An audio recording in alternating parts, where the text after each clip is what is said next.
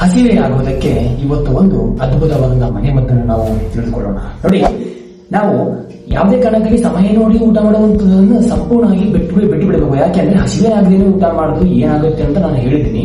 ಹಸಿವೆ ಆಗೋದಕ್ಕೆ ಏನ್ ಮಾಡೋಣ ಬನ್ನಿ. ಯಾಕೆಂದ್ರೆ ಇವತ್ತು ನಾವು ಏನ್ ಮಾಡ್ತೀವಿ, ಒತ್ತಾಯಪೂರ್ವಕ ಮಕ್ಕಳನ್ನ ತಿನ್ನಿಸ್ತಾ ಹೋಗ್ತೀವಿ, ಅವು ತಿನ್ನೋಂಗಿಲ್ಲ, ಅವಾಗ ನಿಮಗೆ ಕೋಪ ಬರುತ್ತೆ. ನೀವು ಕೂಡ ಹಾಗೆ ಸಮಯ ನೋಡಿ ಊಟ ಮಾಡುವಂತ ವ್ಯಕ್ತಿಗಳು.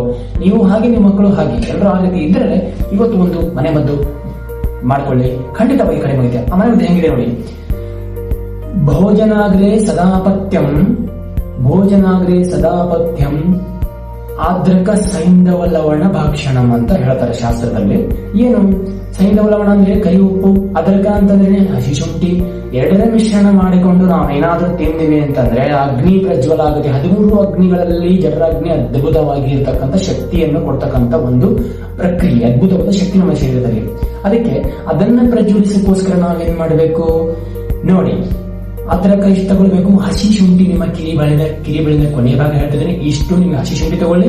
ಮಕ್ಕಳಿದ್ರೆ ಅವ್ರ ಮಕ್ಕಳ ಕಿರಿ ಬೆಳೆದಷ್ಟು ಮತ್ತು ಚಿನಿಗಿ ಬೇಳೆಯಷ್ಟು 2 ಪಟ್ಟು ನೀವು ಕರಿ ಉಪ್ಪನ್ನ ಮಿಶ್ರಣ ಮಾಡಬೇಕು. ಅದನ್ನ ಮಿಶ್ರಣ ಮಾಡಿಬಿಟ್ಟು ಊಟಕ್ಕಿಂತ 20 ನಿಮಿಷಗಳ ಮೊದಲೇ ಅದನ್ನ ಅಗಿದಗಿದು ಕುಟ್ಟಿ ಅಲ್ಲ ಅಗಿದಗಿದು ನೀವು ತಿಂತಾ ಹೋದ್ರಲ್ಲ, ಅದು ಲಾಲಾಂಶದ ಮುಖಾಂತರವಾಗಿ ನಮ್ಮ ಶರೀರ ಸೇರಿದಾಗ ಏನಾಗುತ್ತೆ, ಅದು ಅಗ್ನಿಯನ್ನ ಸಂಪೂರ್ಣವಾಗಿ ಪ್ರಜ್ವಲಿಸುವಂತ ಕೆಲಸ ಅದ್ರಕ ಮತ್ತು ಸೈಂಧವ ಲವಣ ಮಾಡುತ್ತೆ. ನಿಮಗೆ ಖಂಡಿತವಾಗಿ 7 ದಿನಗಳ ಕಾಲ ಮಾಡಿ ನಿಮಗೆ ಅದರಿಂದ ಸಂಪೂರ್ಣವಾದಂತಹ ಮುಕ್ತಿ ದೊರೆಯುತ್ತೆ ಅಂತ ಹೇಳ್ತಾ ಎಲ್ರಿಗೂ ನಮಸ್ಕಾರ.